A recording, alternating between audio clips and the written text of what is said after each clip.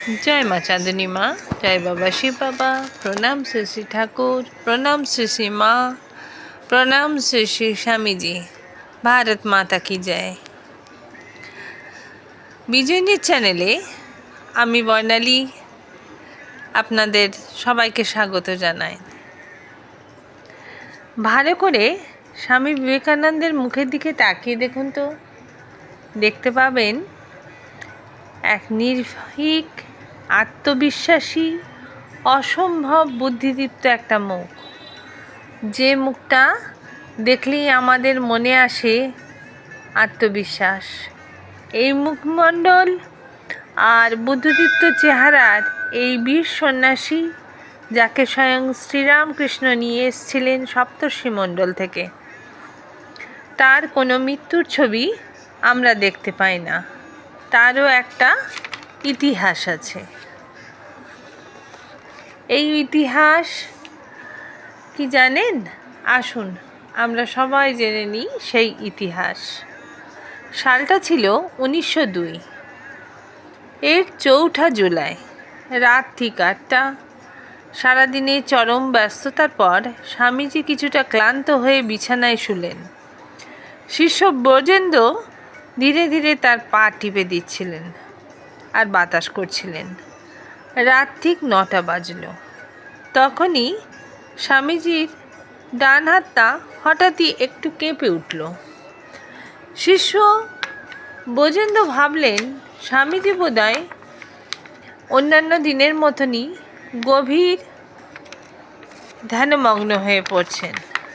কিন্তু না, 10 মিনিট পরে আবার একটা দীর্ঘ নিঃশ্বাস। হাতের মুঠোটা বন্ধ হয়ে এলো।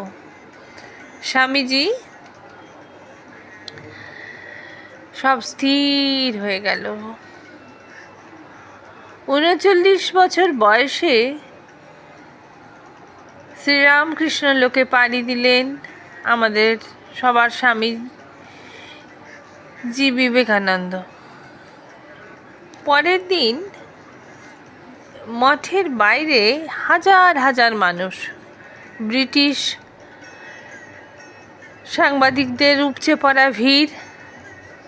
ঠিক তখনই প্রস্তাব উঠল ব্রিটিশ সাংবাদিকদের তরফ থেকে যে ভবিষ্যৎ প্রজন্মের জন্যে স্বামীজির একটা ফটোগ্রাফ তুলে রাখা হোক।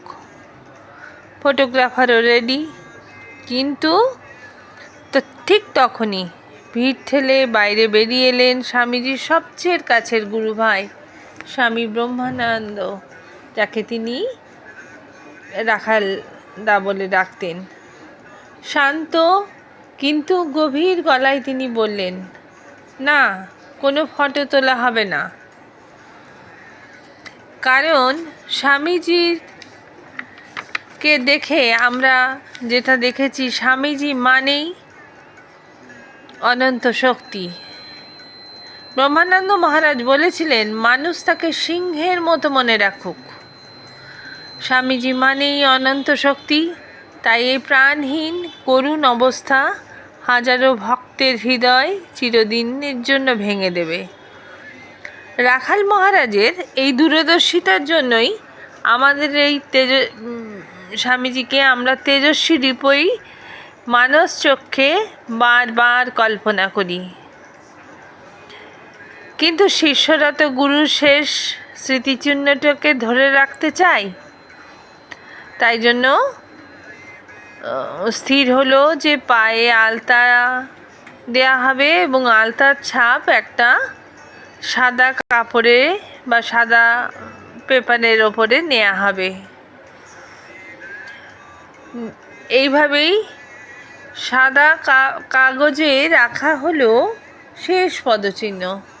সেই তখনই ভিড়ের ভেতরে নিঃশব্দে এগিয়ে এলেন মানসকন্যা সিস্টার নিবেদিতা। গুরুর প্রতি গভীর শ্রদ্ধা ও ভালোবাসায় তার নিজের সাদা রুমালটা বের করে পরম যত্নে চেপে ধরলেন স্বামীজির আলতা মাখানো পায়ের ওপরে। পরম ভক্তি ভরে চেপে ধরলেন নিজের বুকে।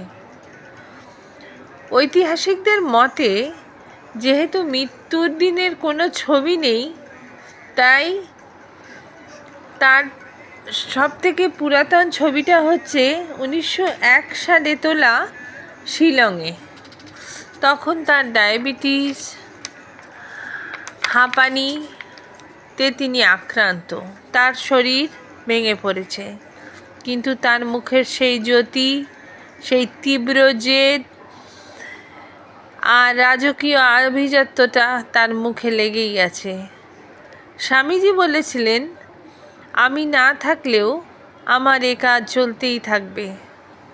স্বামীজির এই বাণী আমাদের কাছে বেদবাক্য। আসুন আমরা